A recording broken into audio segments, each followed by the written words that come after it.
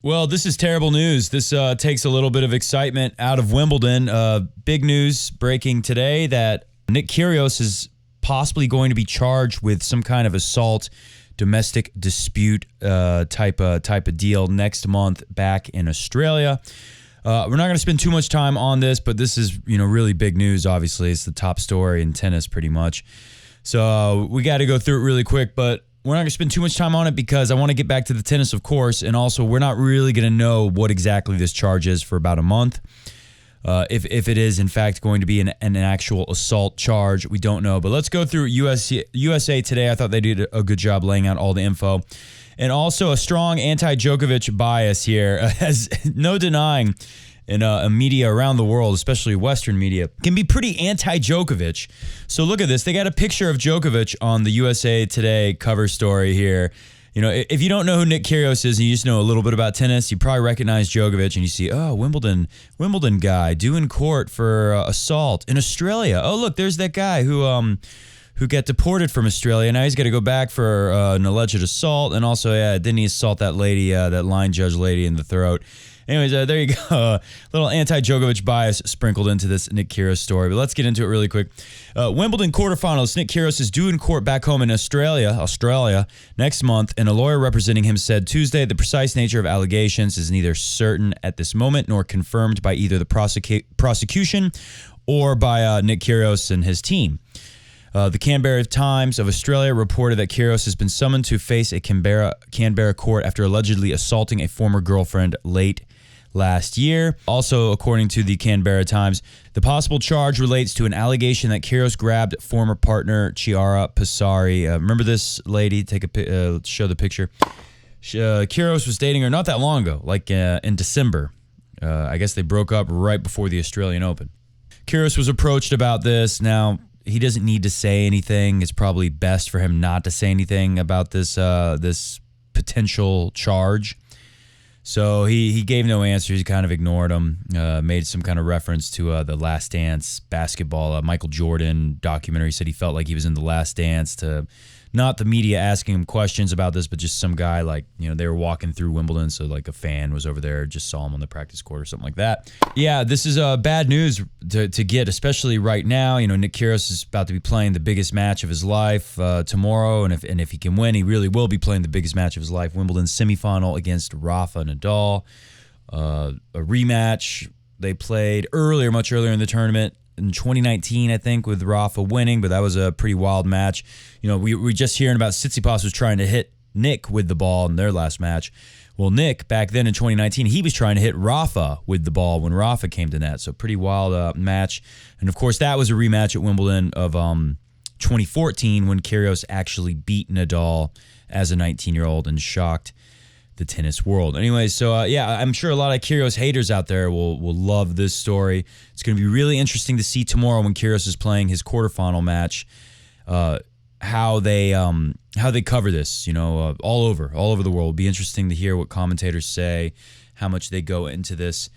Anyways, the bottom line is we're not going to really know what the actual charge is until next month. And the rumor is that he grabbed that ex-girlfriend. He grabbed her. So I guess the one good thing we could take away from this, if you can call it that, is at least it's not like the charges, the accusations there were never charges because she didn't take it to court. But she made accusations in an article in a magazine. The ex-girlfriend of Alexander Zverev, world number 2 right now, not here at Wimbledon, injured playing, losing against Rafa Nadal at the French, obviously, not too long ago. But remember, the accusations against him was like he choked her, he took her head and smacked it up against the wall and was like punching her in the face.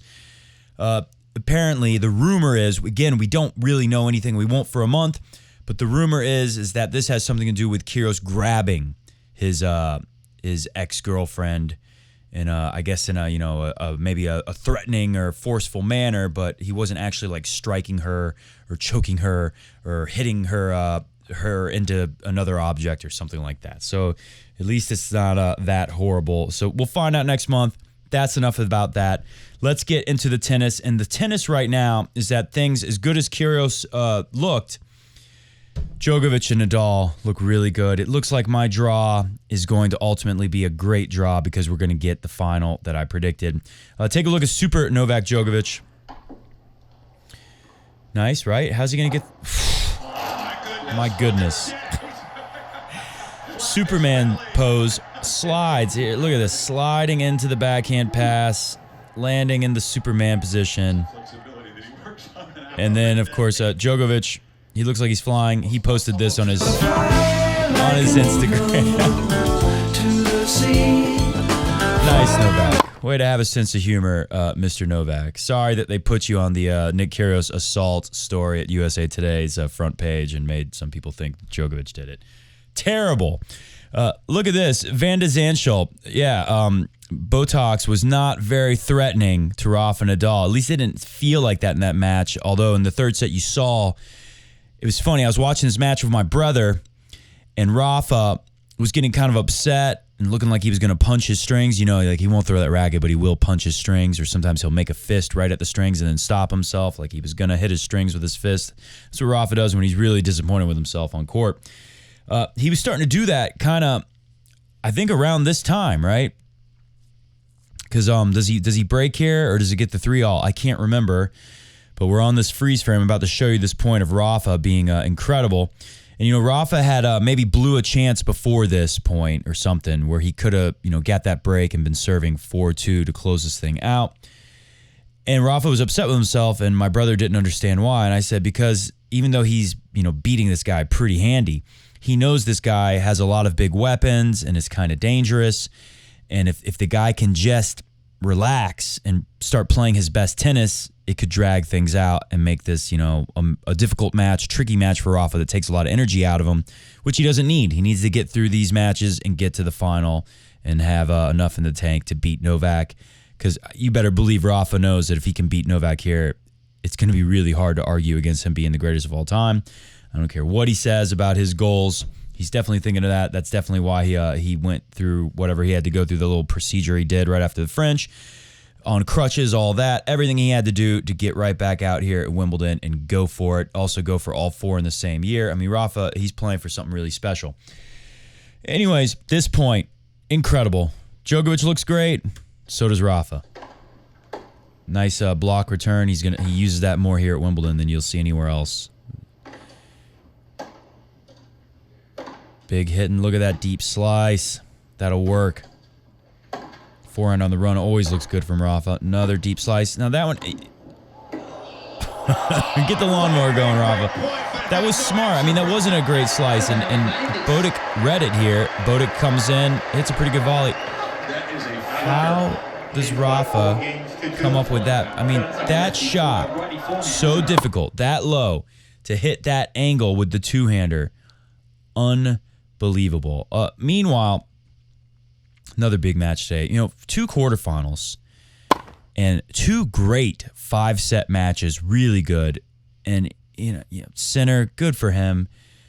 Sinner showed everyone he's great. I've been talking about him a lot for a while. Of course, we knew when he went up 2 sets to love, he was still very unlikely. I mean, so much like some of the matches we saw last year with Djokovic winning, especially at the French Open. Think of Tsitsipas in that final.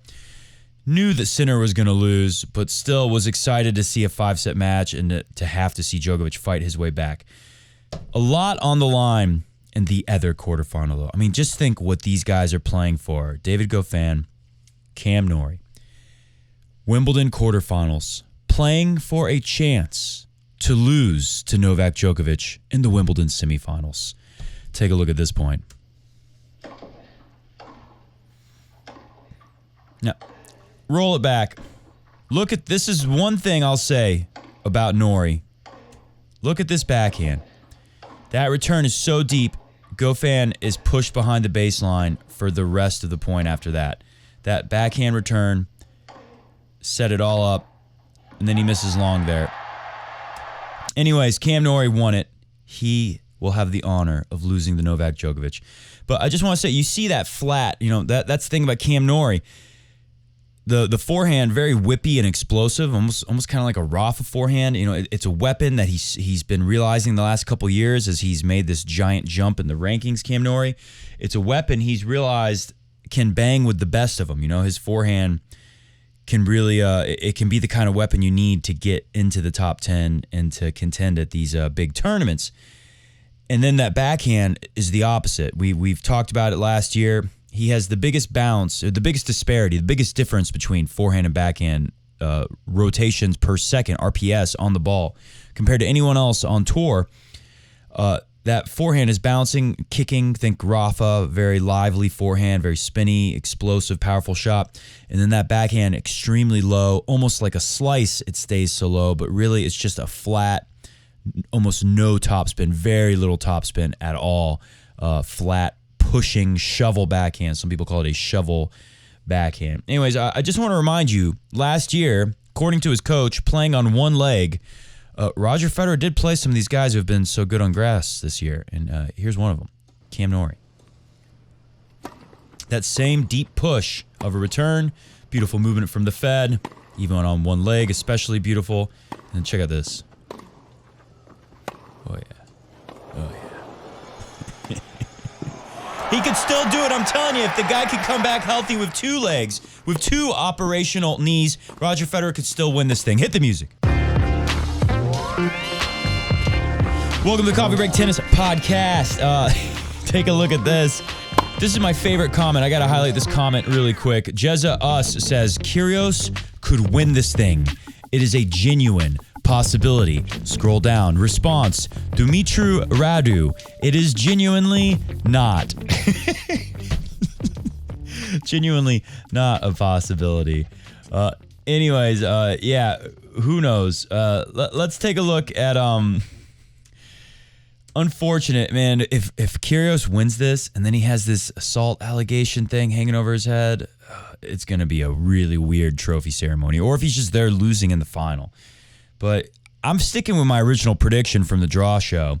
Kyrgios is going to get to that semi and he's going to lose the Rafa like he always does at big tournaments. But who knows? I mean, the guy's playing unbelievable. This is what happened. I showed you a couple clips of how good Rafa and Novak look. Let's go into some stats right away. Nadal, first serve placement. Let's start with the deuce court. This is the perspective of the returner. So you looking at the screen, you are the returner. To the left is the ad court where Rafa is lefty slice serving. A lot of balls into that left corner away from your backhand as a righty. 17% of those are unreturned. I mean, most people are going to go against Rafa and expect that. He's been hitting that serve the most in the ad court. We'll start with ad court. Let's see. In that box, it looks like he's got 7 serves there. This is Rafa's last match. Let's say it's like halfway through or a set end. But definitely not at the end because would have been more serves by then. Anyways, and then look, he's going up the middle 3 times. So much less, more than double. In the ad court, Rafa's going out wide with his trusty slice serve out wide. 17% unreturned. No matter how good he hits it, they're kind of leaning that way. Rafa typically would not go up the tee as much as he is doing now. That is a Carlos Moya effect change on his game. And now that he's doing it, look how it's unexpected and highly effective. 67% of the time unreturned. Let's go to the deuce court, where Rafa is really starting to fall in love with that flat bomb out wide as a righty. We do it in the ad court. Roger Federer loves it. You'll see Roger mostly go out wide in both courts. In that ad court, you'll see Federer just really go all flat, no spin whatsoever, just flat bomb it.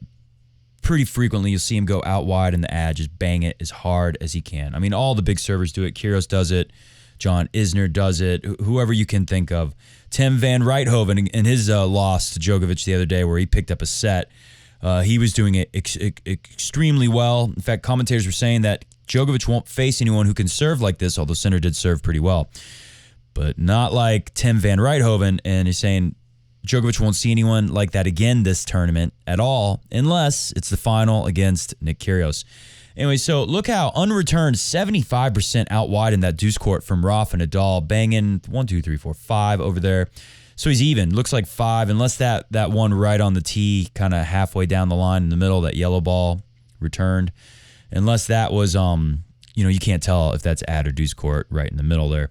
But let's just say it's even. It does seem like Rafa's really liking to go out wide in the deuce court now. In the past, he definitely would have been more heavy with the slice serve to your backhand up the tee. So imagine where that ball is there in the 40% green right there, unreturned.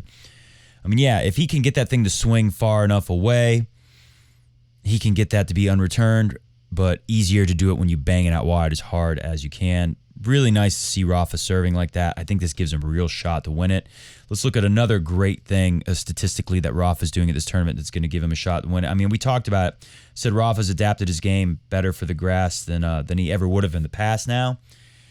And that's part of it, the way he is serving, just like it helped him at the Australian Open where the ball tends to stay lower and go through the court faster than the other Grand Slams. Maybe slower here, but still staying very, very low. Rafa Nadal, this is what he does on clay. This is what he does everywhere, but maybe on grass in the past it's been harder for him to do it. Well, he's done it well. First shot after first serve from Rafa, he wants a forehand. He wants to hit a big serve, and if it's not a winner, if it's not an ace or an unreturned serve, you can't get it back in play. He wants to have a forehand to dictate play right away. Rafa does this everywhere. Well, 87% of the time he's able to make it a forehand here at Wimbledon. That's like a shocking stat because typically we'll see numbers like that on clay and other places where it's easier for him to pull it off. Here it's more challenging, and Rafa is doing it thus far, and he's had a couple big hitting opponents back to back now that we would have thought would have been tough, and Rafa's played exceptionally well. Let's look at what Djokovic was doing when he was losing today. How did Djokovic come back in 5 sets? Well, you'll see this is a big one. He stopped letting Sinner dictate play, and he kind of did. Sinner is a very similar game to Djokovic, actually. The strengths are in the movement and in the rallying, and then the serve is really a strength for Djokovic now. But, that just like with Sinner, it wasn't always like that, and that's really only since, working with Boris Becker helped him with his serve. And then, of course, Ivan Izovic, his coach now, has also helped him with the serve for Djokovic. But anyways, what Sinner did better in the first 2 sets, you see it right here, is pretty obvious. Taking that ball early, dictating play. You don't see it here. You see Djokovic's numbers. The first 2 sets, you see that Djokovic is pushed back most of the time, over 57% in that between 6 feet and on the baseline, or 6 meters, excuse me. Between 6 meters behind and on the baseline, more than half the time. And then beyond 6 meters, it's not meters, it is feet. Beyond 6 feet behind the baseline, 30% of the time. That's a real killer. And then that kills your number 13% inside the baseline where you really work the magic and make things happen. Set 3, Djokovic almost tripling, more than doubling the amount spent inside the baseline. And you might have heard him say in his post-match interview on court that he kind of exposed movement of Sinner. I mean, that's what you do. You're taking the ball that early and being able to dictate play 32% of the time inside the baseline. Yeah, you can make anyone who's even a great mover, make them look like not so much of a great mover. Also, Djokovic serving very well, returning better after that. I mean, I'll play a clip of him talking about what he did to reset. It's pretty interesting. But this is, mentally he had the reset. Physically, this is what happened on the court that enabled him to win that match. Here's another thing. Went to a lot more slicing to kind of just to unsettle Sinner from that rhythm. Going topspin to topspin, and a guy is outplaying you from the baseline and able to get in and dictate against you more. You got to change it up. 18% of the time, he's slicing his backhand in the first 2 sets. Set 3, 32% of the time. Sets 4 and 5, almost half of Novak Djokovic's backhands were slice backhands. There you see red represents slice, yellow represents topspin in this graph here. So that was also a big story. And then finally, let's look at what's on the line for Djokovic. If he can do this, there's so much going on. Rafa has a chance to be 1 away from the Grand Slam. Hasn't happened since 1969, Rod Laver. He also has a chance to get to 23 majors and maybe beat Djokovic here, or if they both make it to the final. All that would be a really big deal. Well, look at what Djokovic is planning to do. And keep in mind, we skipped Wimbledon in 2020. Djokovic likely would have won it that year. Federer wasn't going to play. He wasn't healthy enough. So even if you said a rematch from 2019, Federer maybe could have won it. Well, he wasn't healthy enough to do it if they had been allowed to play Wimbledon in 2020. Djokovic would have won that. So you see these numbers here. He's already beat Sampras's not as good a streak from 93 to 96. The 97 to 2001 streak from Pete Sampras, 31 wins in a row. So it means winning multiple Wimbledons, every Wimbledon from 97 to 2001, just about there. Because 2001 is when Sampras lost in the 4th round to Roger Federer. Anyways, so yeah, Djokovic would have already beat that record. So he'd be at 33 with a chance to, he needs 2 more, or this might have been before the win, 3 more. He's got a chance to get the 35, 36 here if he had been able to play that one last year, but or not last year, before last year, 2020 Wimbledon. Anyways, but that didn't happen, obviously, so we'll not imagine what the world could have been. Just throw that out. Djokovic still can get this number to 29 here. If he can win next year, then we're getting to 35 or 36. I mean, so maybe he has a chance to pass Federer and Borg, but that's a couple years into the future. We'll see if one of these younger guys can actually go all the way to 3 sets, unlike which Jannik Sinner could not do today. Anyways, all right, got another clip for you. This is great. Tim Henman. I don't know. Comment below. Maybe I'm overreacting. Maybe I shouldn't show this. But he was leaning really hard on the queen to be. Moving. Leaning. I talked over the clip. She looked like... then she's got the hand up. Talk to the hand. Okay, she was definitely leaning away from him. I'm not crazy, right? He's getting very close. And then eventually the prince had to come in and break this party up. Anyways, comment below. Did you see that? Am I crazy? Am I being crazy? Or did Tim Henman get too close? All right, enough of that. Tomorrow, Taylor Fritz. Does he have a chance against Rafa Nadal? I'll say one thing I thought was interesting. Taylor Fritz said that what he's learned from playing Nadal is that against guys where he's supposed to win, he's the favorite, higher-ranked player in the match, Taylor Fritz is. He'll think, am I going for too much? Do I need to just get the ball in for play a little safer here and wait for this guy to cough up an error or something like that? He said sometimes that can be challenging to, every level. If I'm playing a match against a guy not as good at me as me, but maybe he's not making a lot of mistakes, maybe I'm starting to hit some unforced errors, and I'm thinking to myself, something similar. We all go through this. When we're playing tennis, we think we're better, where you start second-guessing our shot selection and wondering, maybe we're going for too much.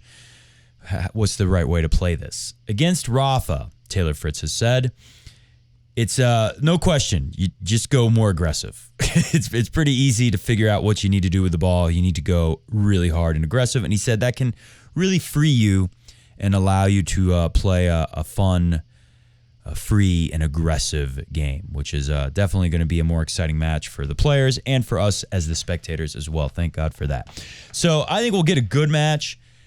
But after seeing the way Rafa just handled a couple guys with big serves, Taylor Fritz, and you know what? This is perfect. If Rafa's going to beat Nick Kyrgios in the semifinal, if it's going to be him, I think that this is a great prep. As usual, we see it with Rafa a lot. It seems like he always gets like a good preparation for the next type of player. It seems to work in his favor a lot. So yeah, I think he's going to come through Taylor Fritz in 3 or 4 sets, and no scary upset for the Raw fans tomorrow. Hit the music. We're going to get out of here. We'll definitely be back tomorrow. A big match. Possibly going to have our semifinal set with a really exciting one. And Djokovic, Cam Norrie. That could be good, but I don't see it being too crazy. I see Djokovic in 3 or 4. And then Kyrgios and Nadal, that's going to be an insane match. So, of course, we all hope that we get that one. I think tomorrow, Christian Garin from Chile. Really great Wimbledon for him. Really lucky that Berrettini was his first round and got kicked out of the tournament with the COVID. And I think Kyrgios is going to beat him in 3 sets. We'll see, though. What's going through Kyrgios' head now with this assault stuff? Who knows? Tune in tomorrow for the most incredible, unpredictable drama in the world, professional tennis. We'll be back tomorrow to talk about all the action, all the exciting Wimbledon stuff that will happen. See ya!